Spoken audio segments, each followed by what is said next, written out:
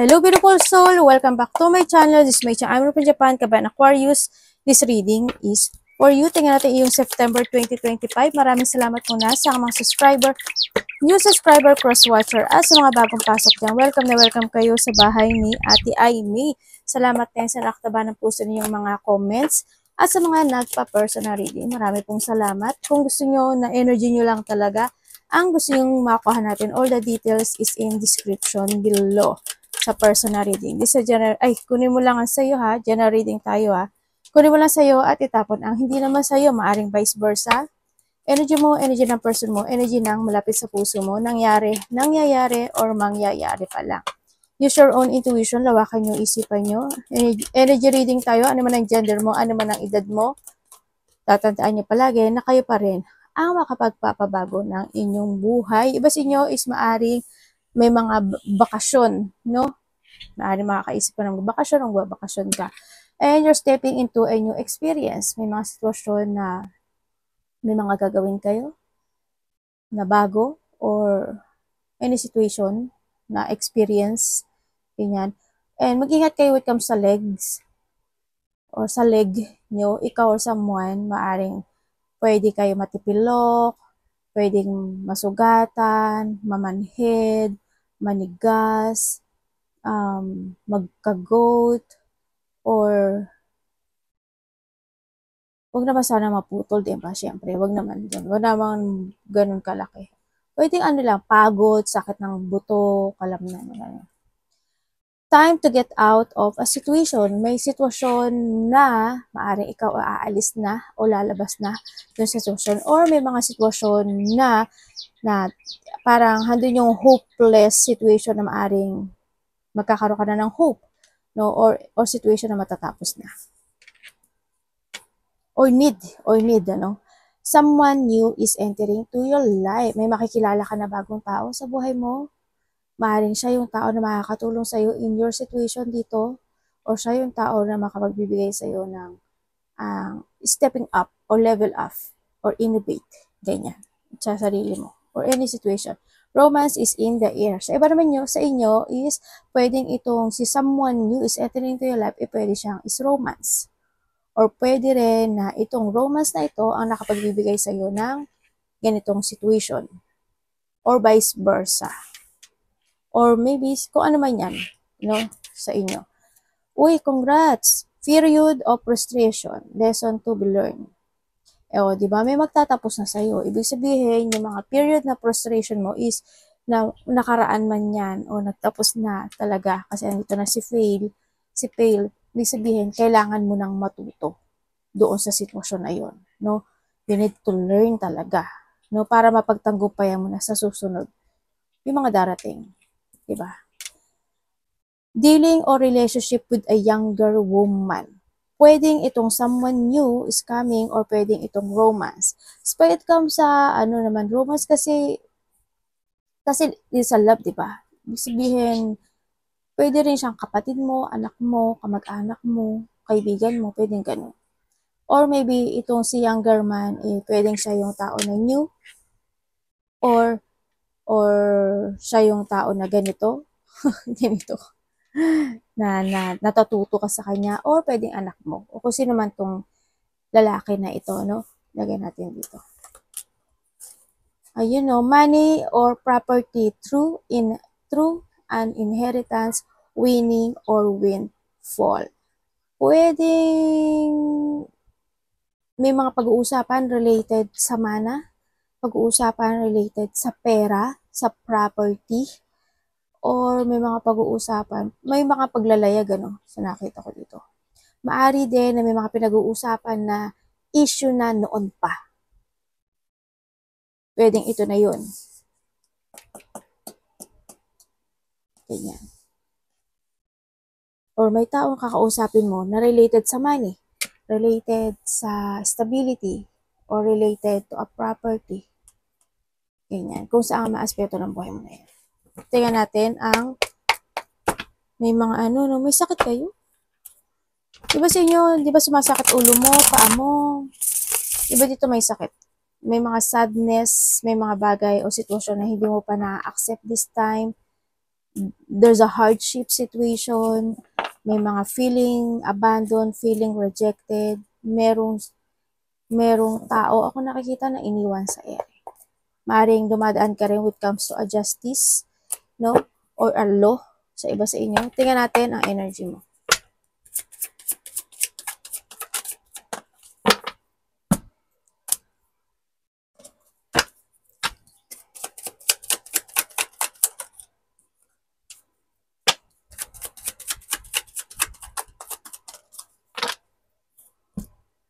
Ay, malungkot ka daw. Energy mo, ang nakikita ko energy mo dito, ano ka na, feeling,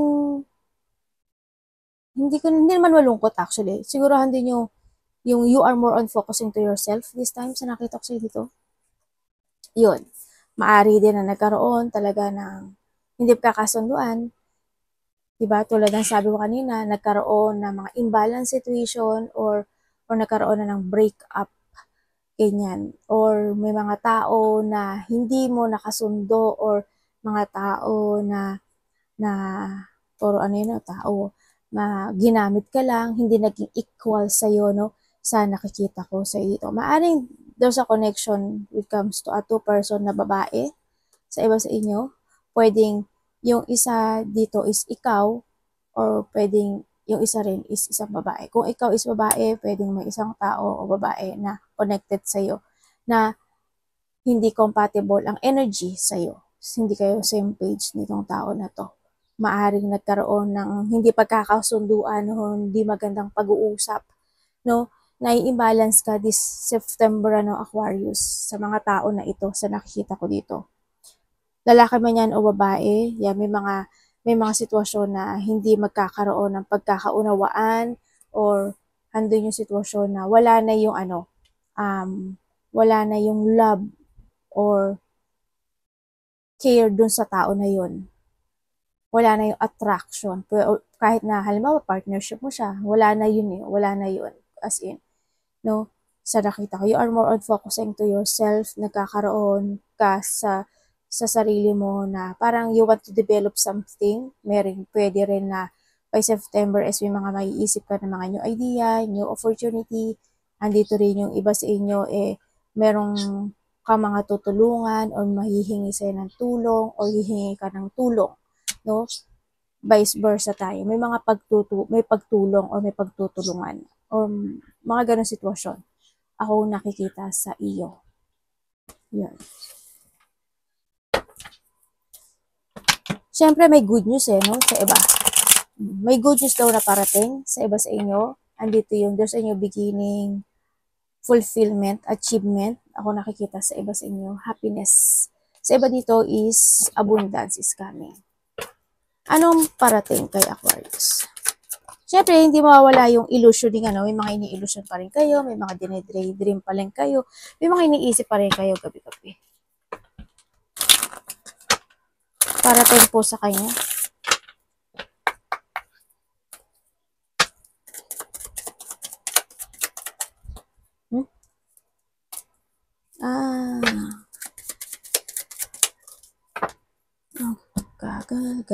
Parating sa'yo. Parating daw sa'yo. Parang may lumalakpak kasi, no? Ano ba yun? Ate. Parating sa'yo, may mga out of control situation na mangyayari by September. Merong mga desisyon na hindi madesisyonan or pwede rin na gusto mo ma-achieve na hindi mo pa ma-achieve. Siyempre, parating din, may tao dito na magsisinungaling. Manipulative, may pang-aabuso, or andito yung situation na may taong mangangako o nangako or nangangako, something ganun, na hindi niya matutupad yun or hindi walang pagtupad. May tao na very controlling, bitter, may taong magiging bastos, meron ka mga lalakarin o aayusin na hindi maaayos, sana wag naman po. May mga sitwasyon na you want mo ng freedom o gusto mo ng lumaya with a pail na hindi pa Maiba sa inyo, delay yon. May mga delay o cancel situation, may stagnation o may stagnant ka. Losing momentum also. May tao na magiging bastos sa'yo. Pwedeng ikaw ito ha, or pwedeng siya. Yeah, siguro hindi magiging maganda yung pag-uusap nyo, ganyan, sa iba sa inyo. Magkakaroon ng bullying sa iba naman, pagiging, yung may mga forceful situation na mangyayari o magaganap. Yan, there's a burnout, ganyan. May mga sitwasyon na wala ka, na ma-unfocus ka, ganyan. Sa iba sa inyo, siguro makakaramdam ka na hindi ka mapapakali, o baka magbibisi-bisihan ka sa iba sa inyo. Diba? Sa iba, may tao dito na mawawala sa katwiran eh. Kumbaga siguro, pagkakausapin mo siya, wala siya sa katwiran, anong pinagsasabi nito? Wala sa hugot. May taong cold, may dishonest. Sana mag-ingat na lang kayo, no? Kasi, hindi rin kasi nakita kong maganda. Siguro sinasabi dito, more on patient, no? Sa sitwasyon na to, if ever na magkakaroon ng ganito. Kung ang mong pakyawin lahat ha, kuhanin mo lang yung sa'yo dito. Kung if ever na mangyari to, by September, siguro medyo, or kahit na mangyari this time, di ba, dito mga huling araw, mas habaan mo pa yung pasensya mo. No? Dito. May tao magiging cold din dito. May tao na, tawag doon? Hindi makatao. Tama ba ako? Yun, hindi makatao.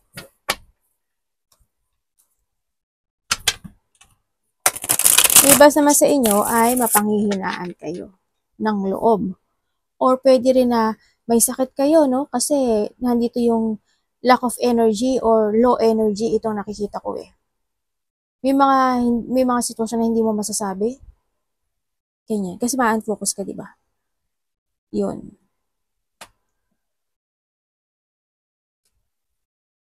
Ingatan niyo yung sarili niyo. Or someone into your life. May sakit. Tingnan natin dapat iwasan. Ano dapat iwasan ni Aquarius Universe? Ang ganda oh. Nakatawa si Quag. Quago ba yan? Si Owl. Diba? Dapat iwasan. Ano ba to? Ano po ang dapat iwasan ni Aquarius Universe? Bakit po? Anong ibig sabihin? Okay. Okay, dapat mong iwasan. Okay, dapat mong iwasan is, syempre, yung lack of clarity ka, no? Sa mga bagay na gusto mong i-pursue, sa mga bagay na gusto mong gawin, sa mga bagay na gusto mong sabihin, syempre. No, huwag ka mapanghinaan ng loob. Ibig sabihin, iwasan mo rin yun. Iwasan mo yung sadness or magkaroon ka ng self-doubt, sorrow, false impression, mawalan ka ng pag-asa, iwasan mo rin yun. Siyempre, iwasan mo, kasi kumbaga, gamitin mo yung, kasi smart ka naman talaga, Aquarius, Use your wisdom or yung pagiging matalino mo. Siyempre, always have a clarity, focus, iwasan mo hindi ka makapag-focus, magkaroon ka ng doubt in any situation, lack of clarity or lack of idea, malito, magkaroon ka ng blockage sa sarili mo, iwasan mo yun. Hindi ka maging, unproductive. Gawin mo yun dapat gawin na alam mong tama ang sinasabi dito. Huwag ka magpapakontrol, iwasan mo yun. Iwasan yung mga tao na palagi na lang sila nagsisinungaling. Ganyan. And syempre, yung mapanghina, yun nga, yung malo of energy at malo of focus at malos hope. No, iwasan mo yun. Kamusta ang love ni Aquarius Universe? Kamusta po? Love is sa lahat, kapatid, anak, magulang. Pagiging emotional, iwasan mo yun. Siyempre, yung malaking progress sa isa rin. Love, kapatid, anak, magulang, karelasyon, kay pamilya, kaibigan.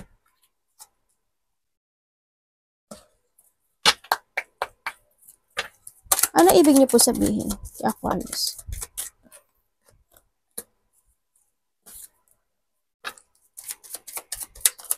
Ay, ang dami naman. Nagreklamo pa yun. Ang dami naman universe. Ay, ano ba yun? Okay. Okay, when it comes sa love, sa magkakahiwalay Sa magkakahiwalay dito, ano ka na, no? You learn. You learn from the past. Ang nakita ko dito as in, kumbaga naandito ka na sa sitwasyon mo na you do your best this time, it comes sa sarili mo. Siguro iba dito hindi na rin gaano interest. It comes sa love, hindi naman lahat, no? Pero siguro hando na lang yung yung siguro mas more kang magiging more on wise this time sa iba sa inyo. Sa mga magkahiwalay, talagang sobra kang natuto sa nakaraan dito. No? Kasi why maaring syempre, nandun yung kapartner mo o yung naging tao mo is naging masama at iba yung naging intention sa'yo dito sa nakita ko dito. Maaring because of the needs or money. Kumbaga nahandun naman yung pag-aalaga at pag-aaruga ng isa sa inyo, vice versa, no pointed name. Pero dumating yung araw na nagbigay ka pa na no? You give an effort and hard work pa dun sa relationship o nung tao na to dun sa relationship. Pero kahit na nagkaroon na ng lamat, pero ginawa pa rin niya para wag lang mawasak. Pero dumating talaga yung point na need to let go, no? Ang nakikita ko to. Kaya maaring yung isa sa inyo is you learn sa nakaraang relationship. Or you need to learn na. Pag hindi ka pa natuto, iba na yun. Diba? Kung kayo naman is in relationship, single, kung kayo is single, may tao na mas bata sa'yo na magkakaroon ng interesado sa'yo. Yun na nakikita ko dito. Sa magkakarelasyon naman, sa mga magkakarelasyon, aware ka sa karelasyon mo na may something or iba yung intention niya sa'yo, no? Yun na nakikita ko sa'yo dito. Pero anytime, pwedeng mawala or mag-back to the basic or maari din na para lang ayaw mo o siya, vice versa, na mawasak yung relationship na to is nagkakaroon lang kayo palagi ng resetting. Kumbaga, isa lang siguro sa inyo is nagiging mahaba yung pasensya or wino-workout talaga yung relationship. Wag lang maging tower talaga totally. Diba? Kumbaga, nandun pa rin yung umaasa pa rin na magkakaroon ng magandang pagbabago in this relationship. Ang isa sa inyo. Tingnan natin ang iyong money. Kamusta po ang money ni Aquarius Universe by September? Money po niya.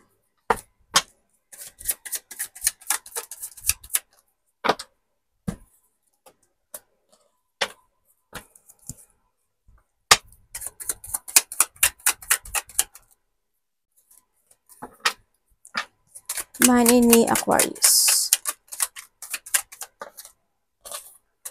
Nya Devil. Galileo. Okay, when it comes sa money mo, may pinagkakagastusan ka, no? Siguro may mga celebration, ganyan, gathering, getting together, pwede rin pwede rin may mga parties, event na nangyari o reunion o mangyayari pa lang sa iba, yan. May mga celebration na gano'n nangyari, no? May pinagkagasusan ka. Sa money mo, stagnant ka. This time, may blockage, no? Medyo stagnant pa siya sa nakikita ko dito. Pero, may taong kakausap sa'yo related, o ikaw ang kakausap related sa money. Yan ang nakikita ko dito. May pag-uusapan. May taong kausapin mo or ikaw ang kakausap. Related siya, lalaki. Ito. Pwedeng apart with the family, ganyan. Pwedeng babae din, kasi may babae din dito. Babae o lalaki siya. Pero may pag-uusapan kayo related to a money. Tandaan nyo, handito si Devil. Ibig sabihin, merong tao na ang isip niya is money. Or, kasi money to pinag-uusapan natin Yun na nakikita ko dito. medyo toxic, no? Yan, may mga blockage or toxic situation or toxic na tao pagdating sa money mo. Medyo ano ka pa ha, may mga sitwasyon na natatrap ka o nai-stuck o nai-stagnant yung money mo ha. Nagkakaroon ng jungling, no? O kung maganahan dito yung you try to make it balance and control yung meron ka sa ngayon. Tingnan natin ang iyong health. Kamusta ang health mo? Mga pag-uusapan. Health ni Aquarius.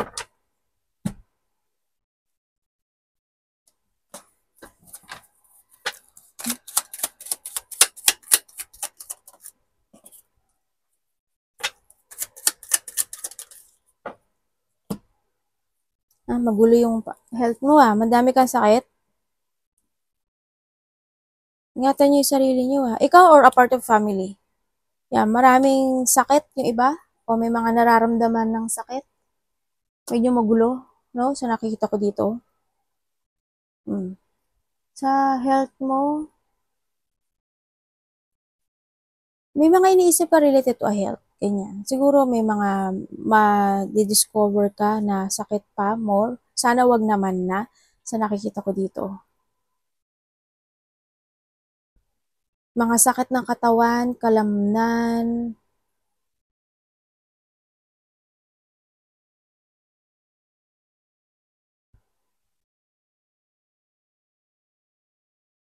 pwedeng, hindi ko alam kung ikaw to no? Dugo? Dugo, ano ba pwede ko makita? Cancer? Bladder? Bato? Pwede rin na bandang dibdib or puso. Iyon ang nakikita ko sa iba. Sana wala na, no? Sana tama na. Kung sana hindi ikaw ito. Kasi when it comes ito sa sakit, maraming lumalabas na sakit dito. Iba-iba. Or pwede rin na may mga iba't ibang sakit ka na nararamdaman. Tingnan natin ang career or trabaho mo. Kamusta po ang career or trabaho ni Aquarius?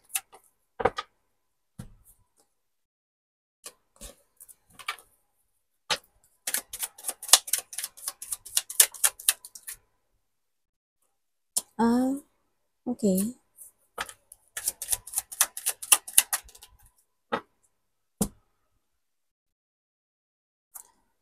Okay, when it comes sa career or trabaho mo, sa iba sa inyo, maaring umalis na kayo dito, no?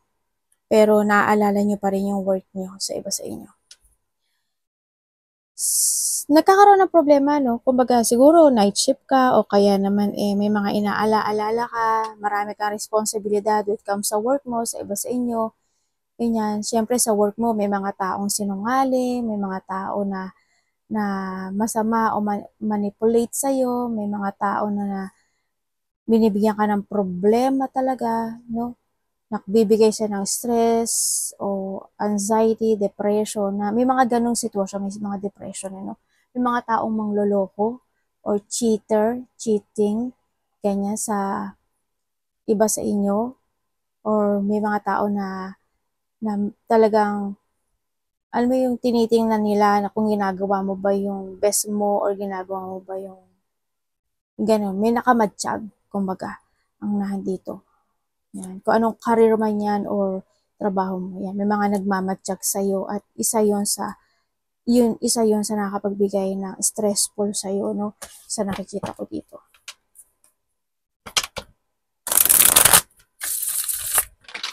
Advice. Ano advice? May mga pagsisinungaling talaga. Ay, ano yun? May no? Gulo. Advice. Ano ba yan? Sorry, lumakpak. Kasama ko na, lumakpak na Diba? Lumalakpak. Okay. May, no, tama. May gulo nga. may mga away, gulo, mataas ang ego, very defensive. May mga pag-uusapan related to at territorial, sabi ko sa inyo. When it comes sa, may mga sitwasyon na hindi pa naghihila, no? May mga sitwasyon na nagkakaroon ka ng option, there's a delay or cancel situation talaga, self-doubt, may mga, ano ba to? Parang nabibeing held back ka. O kaya is, na-stay put ka in a situation. May mga indecision situation din ako sa'yo, nakikita sa'yo. Kumbaga, yun, mga indecision situation. When it comes sa advice, this is the time to start a new beginning. Mag-focus ka sa iyong manifestation. Siyempre, mag-action ka. May mga bagay na kailangan na i-let go or kailangan ng clarity. Huwag kang ma-depress. Iwasan mo yung mga taong hindi totoo sa'yo. Huwag kang mawawalan ng pag-asa. Don't let down yourself. Alam ko naman na hindi ka nawawalan palagi ng pag-asa. It's time to heal any situation na kailangang i-heal. Huwag kang mag-doubt sa sarili mo at huwag ka lang maghintay. Siyempre, may mga point ng buhay mo na need to prepare, need to discover, or kinakailangan mong mag-action. Siyempre, isa rin yun, diba? You need to take it action. Mag-forward ka sa mga plano mo. Ilaya mo yung sarili mo in a situation na hindi good, no? Kumbaga, mag-focus ka to start a new beginning into your life. Find peace. And it's time to start from the basic or from the beginning. Pero nasa sa'yo yun. Kasi ikaw naman na magde-decide niyan eh. No? Yun ang sinasabi dito. Huwag kang mag-doubt sa sarili mo. Huwag ka lang maghintay. Pero you need to be very careful. And you need to learn from the past situation. May malalaman kang katotohanan. Sinasabi ko, may mga sinasabi rin ako, kailangan i-let go, ikat. Hanggat kinakailangan. Pero ikaw pa rin mag-manage nun at the end. No? Arigato namaste, God bless.